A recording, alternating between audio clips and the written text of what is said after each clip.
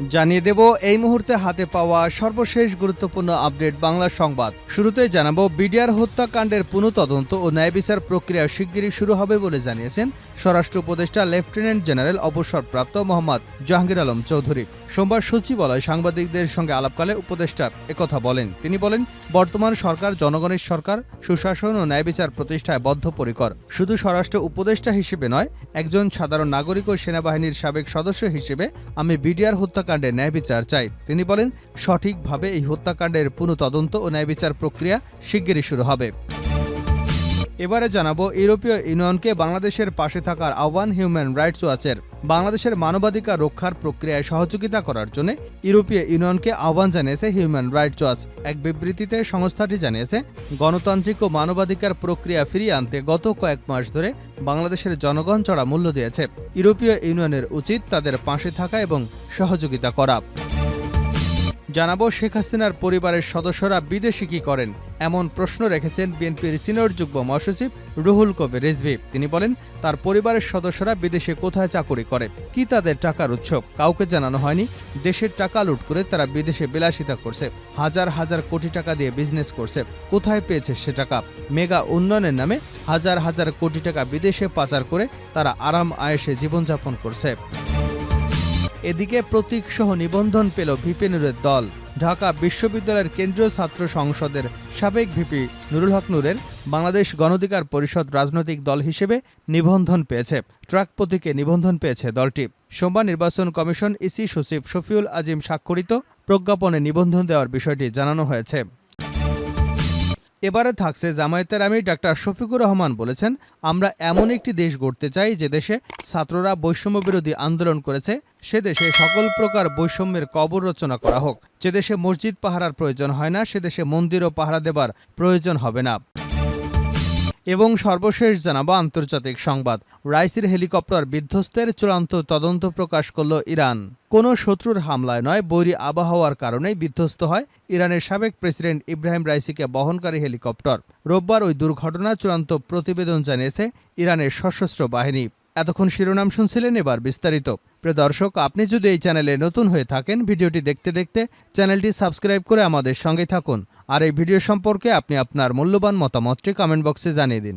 আর হ্যাঁ প্রিয় দর্শক, জানিয়ে দিন ভিডিওটি কোথা থেকে দেখছেন। বিডিআর হত্যার পুনঃতদন্ত ন্যায় বিচার প্রক্রিয়া শিগগিরই শুরু হবে স্বরাষ্ট্র উপদেষ্টা। বিডিআর হত্যাকাণ্ডের পুনঃতদন্ত ন্যায় বিচার প্রক্রিয়া শিগগিরই শুরু হবে বলে জানিয়েছেন স্বরাষ্ট্র উপদেষ্টা লেফটেন্যান্ট জেনারেল অবসরপ্রাপ্ত মোহাম্মদ জাহাঙ্গীর আলম। সোমবার সচিবালয়ে সাংবাদিকদের সঙ্গে আলাপকালে উপদেষ্টা একথা জানান। তিনি বলেন, বর্তমান সরকার জনগণের সরকার, সুশাসন ও ন্যায় বিচার প্রতিষ্ঠায় বদ্ধপরিকর।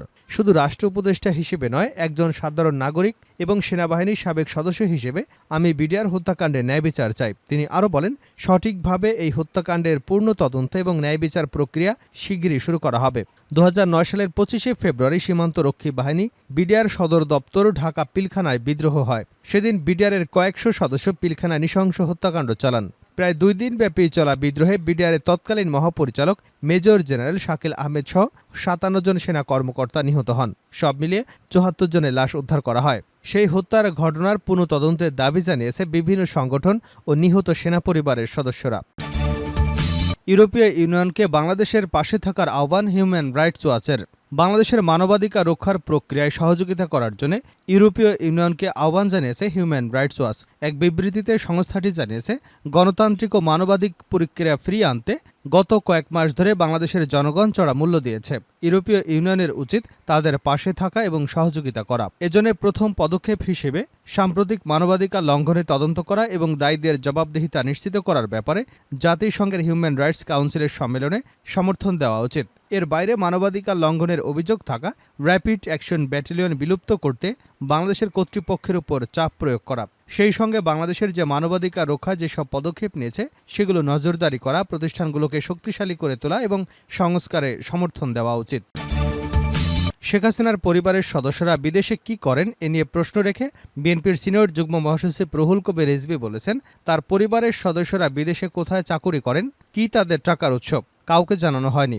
দেশের টাকা লুট করে তারা বিলাসিতা করেছেন, হাজার হাজার কোটি টাকা দিয়ে বিজনেস করছে। কোথায় পেয়েছে সে টাকা? সোমবার দুপুরে বিএনপি নয়াপল্টনের কার্যালয়ের সামনে জাতীয়তাবাদী প্রচার দল আয়োজিত দ্বিতীয় দফা লক্ষ্মীপুরের রামগঞ্জে বন্যার্ত পরিবারের মাঝে ত্রাণ সামগ্রী বিতরণ কর্মসূচির উদ্বোধনী অনুষ্ঠানে তিনি এসব কথা বলেন। রিজভী বলেন, সরকার মেগা প্রজেক্টের নামে লক্ষ কোটি টাকা পাচার করেছে। এটি আমার কথা নয়। সালমান এফ রহমানও জানিয়েছেন কিভাবে হাসিনা এ টাকা পাচার করেছে। তিনি বলেন, নিজেদের ভাগ নিশ্চিত করতে নির্দিষ্ট ব্যবসায়ীকে সুযোগ সুবিধা দেওয়া হয়েছিল, গণমাধ্যমকে জোর করে নিজেদের করে নেওয়া হয়েছে, সত্যিকারের মালিককে জেলে ঢুকিয়ে আওয়ামী লীগের লোককে বসানো হয়েছে, ক্ষমতায় টিকে থাকতে হাজারো ছাত্র জনতাকে হত্যা করা হয়েছে। বিএনপির এই নেতা বলেন, আবু সাইদের বহু লোককে তারা গুলি করে ঝাঁঝরা করে দিয়েছে। শেখ হাসিনা বলেছেন, কোনো ভয় নেই, আমাদের সাথে ভারত আছে। ভারতের বাংলাদেশ বা এদেশের জনগণের প্রয়োজন নেই, তাদের প্রয়োজন শুধু শেখ হাসিনাকে, কারণ তাকে দিয়ে ভারত তাদের ফায়দা লুটতে পেরেছে। প্রতীকসহ নিবন্ধন পেল ভিপি নূরের দল। ঢাকা বিশ্ববিদ্যালয় কেন্দ্রীয় ছাত্র সংসদের ডাকসুর সাবেক ভিপি নুরুল হক নূরের দল বাংলাদেশ গণ অধিকার পরিষদ রাজনৈতিক দল হিসেবে নিবন্ধন পেয়েছে। ট্রাক প্রতীকে নিবন্ধন পেয়েছে দলটি। সোমবার নির্বাচন কমিশন ইসি সচিব শফিউল আজিম স্বাক্ষরিত প্রজ্ঞাপনে নিবন্ধন দেওয়ার বিষয়টি জানানো হয়েছে। প্রজ্ঞাপনে ইসি জানায়, the representation of people's order 1972-এর এ চ্যাপ্টার ভায়া এর বিধান অনুযায়ী প্রধান কার্যালয় আলরাজি কমপ্লেক্সের ৩য় তলা, বিজয়নগর, পুরানা পল্টন, ঢাকা ১০০০-এ অবস্থিত গণ অধিকার পরিষদকে জিওপি পুনরাদেশ না দেওয়া পর্যন্ত বাংলাদেশ নির্বাচন কমিশন রাজনৈতিক দল হিসেবে নিবন্ধন করেছে। দলটির জন্য ট্রাক প্রতীক সংরক্ষণ করা হয়েছে এবং নিবন্ধন নম্বর 051, তারিখ ২রা সেপ্টেম্বর ২০১৪। এর আগে সংগঠনের সাধারণ সম্পাদক মোহাম্মদ রাশেদ খানের নেতৃত্বে একটি প্রতিনিধি দল নির্বাচন কমিশনে যায়। রাজনৈতিক দল হিসেবে নিবন্ধনের আবেদন পুনর্বিবেচনা করার অনুরোধ করেন নূর। নিবন্ধন শর্ত পূরণ করায় দলটিকে নিবন্ধন দেয় ইসি। শেষ করছে আন্তর্জাতিক সংবাদ দিয়ে। রাইসের হেলিকপ্টার বিধ্বস্তের চূড়ান্ত তদন্ত প্রতিবেদন প্রকাশ করল ইরান। কোনো শত্রুর হামলা নয়, বৈরী আবহাওয়ার কারণেই বিধ্বস্ত হয় ইরানের সাবেক প্রেসিডেন্ট ইব্রাহিম রাইসিকে বহনকারী হেলিকপ্টার। রোববার ওই দুর্ঘটনার চূড়ান্ত প্রতিবেদনে এ তথ্য জানিয়েছে ইরানের সশস্ত্র বাহিনী। গেল ১৯ মে রাষ্ট্রীয় সফর শেষে ফেরার পথে হেলিকপ্টার বিধ্বস্তে প্রাণ হারান ইরানের তৎকালীন প্রেসিডেন্ট ইব্রাহিম রাইসি। একই দুর্ঘটনায় মারা যান সাবেক পররাষ্ট্রমন্ত্রী হোসেন আমির আবদুল্লাহিয়ান সহ বাকি আরোহীরা। এ ঘটনায় ইরান জুড়ে কয়েকদিন ধরে চলে রাষ্ট্রীয় শোক। প্রিয় নেতাকে শেষ বিদায় জানাতে রাস্তায় লাখো লাখো মানুষের ঢল নেমেছিল। সব আনুষ্ঠানিকতা শেষে নিজ শহর মাশহাদে দাফন করা হয় ইব্রাহিম রাইসিকে। শুরু থেকেই রাইসির হেলিকপ্টার বিধ্বস্তের কারণে বিভিন্ন প্রশ্ন উঠতে থাকে। সামাজিক যোগাযোগ মাধ্যমে আসতে শুরু করে নানা প্রতিক্রিয়া। এর পেছনে যুক্তরাষ্ট্রকেও দায়ী করেছেন দেশটির অনেক নেতা। কারণ জানতে দেশটির সশস্ত্র বাহিনীর উচ্চ পর্যায়ের একটি দল তদন্ত শুরু করে। পরপর প্রতিবেদনও দেয় দলটি। প্রাথমিক রিপোর্ট দুর্ঘটনা হিসেবে উল্লেখ করা হয়, যার সঙ্গে কোনো ধরনের ষড়যন্ত্র বা অপরাধমূলক কর্মকাণ্ড জড়িত নেই বলে জানায় দলটি।